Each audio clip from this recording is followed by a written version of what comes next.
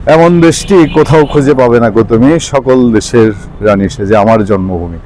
কথাটা যতটা গর্ব নিয়ে বুক ফুলিয়ে বলতাম না, বৈষম্য বিরোধীরা যা শুরু করেছে দেশটার মধ্যে আজকে 15-16 মাস পরে, আমাদের কথা না রে ভাই। পথে ঘাটে যান না, গ্রামে গঞ্জে যান, হাটে ঘাটে মিশেন মানুষের সঙ্গে, মানুষের মুখে সেই ঘৃণাটা শুনবেন।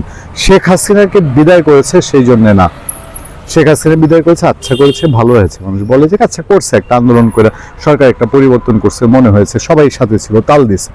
এরপরে 15-16টা মাস এই দেশটারে যেভাবে জ্বালায়া পুরায় ছাড়খাড় করতেছে। এক হবিগঞ্জে দেখেন মুখ দিয়ে কি বের হয়েছে, বলছিল সরকার পতনের আন্দোলন দেখা 13টা পুলিশে এক থানার মধ্যে পুরায় মারতে হবে, সিরাজগঞ্জের এনায়েতপুরে মারছিল না। তারপরে হবিগঞ্জে এইভাবে নির্মম বিশ্ব মিডিয়ায় উঠে আসছে যে এতগুলো পুলিশকে জিম্মি করে একটা আন্দোলনের পর আটকাইছে, সেখান থেকে বাইছা সেই সন্তোষকে বের করে এনে ঐতিহাসিকভাবে সন্তোষকে মেরে সেটা এখন গর্ব ভৈরা বুক ফুলায় বলতেছে মাহাদি হাসান, হবিগঞ্জের বৈষম্যবিরোধী ছাত্র আন্দোলনের সমন্বয়কারী, প্রধান সমন্বয়কারী। সেই সময় তার নাকি সাংঘাতিক কিছু ছিঁড়ে ফেলছে, সাংঘাতিক কাজকর্ম সে করছে হবিগঞ্জে। আচ্ছা মানলাম বাবার করছো, তারপরে তোমার এখনকার কি পরিচয়? থানায় বৈশা অস্থির থ্রেট করতেছে আর বলতেছে ছাত্রলীগের সাবেক ছাত্রলীগের নেতা এখন বৈষম্য বিরোধীতে মিশে গেছে, তারে কেন ধরে আনছে, তারে ছোটায় নিতে হবে। এবং কি বলছে আমরা এর আগে আলোচনায় আপনাদেরকে জানিয়েছি, বলছে যে কি আপনারা জানেন না বানিয়াচং থানা আমরা পুড়িয়ে দিয়েছিলাম, এসআই সন্তোষকে আমরা পুড়িয়েছি। মানে এরকম দম্ভ স্বীকারোক্তি, অপরাধে একটা মানুষ পুড়িয়ে মারার স্বীকারোক্তি, পশুর মতো মারার স্বীকারোক্তি।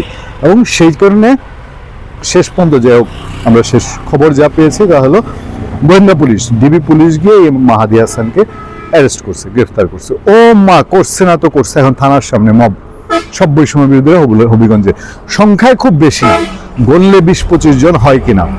কিন্তু থানার গেটে গিয়ে থানার গেট বন্ধ করে রাখতে হয়েছে, থানার গেটের সামনে গিয়ে চিল্লা ফাল্লা, চিৎকার চেঁচামেচি, একটা হই হুল্লোড়, পুলিশকে যা ইচ্ছা তাই বলতেছে। মানে মবের রাজ্যে বাংলাদেশ গদ্যময়, মানে এটা বলার কোনো অপেক্ষা রাখে না।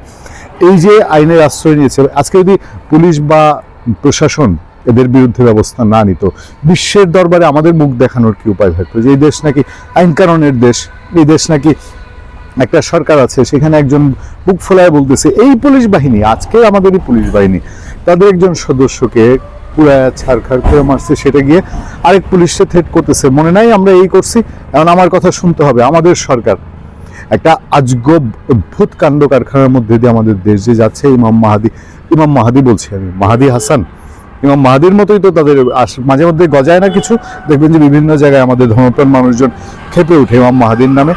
এই টাইপের এই মাহাদি হাসানরা গিয়ে তারা এই টাইপের কাণ্ড কারখানা করছে, এবং তাদের কথা মতো এখনো প্রশাসন চলতে হবে।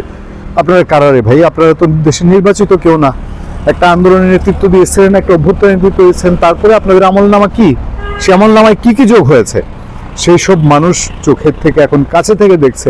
ফলে এই যে মাহাদি হাসান হবিগঞ্জের, তাকে অ্যারেস্টের পরে থানার সামনে যে জমায়েত, কই হবিগঞ্জের সব মানুষ স্কুল কলেজ ঘর গৃহস্থালী রান্নাবান্না ছেড়ে তো গিয়ে থানার সামনে হামলা দেয়নি।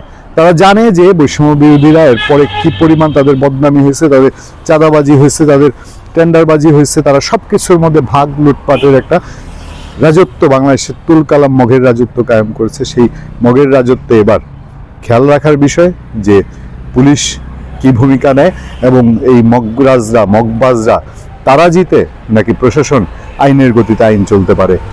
ভালো থাকবেন, সুস্থ থাকবেন। আপনাদের সাথে আমি আতিক রহমান, পূর্ণিয়া।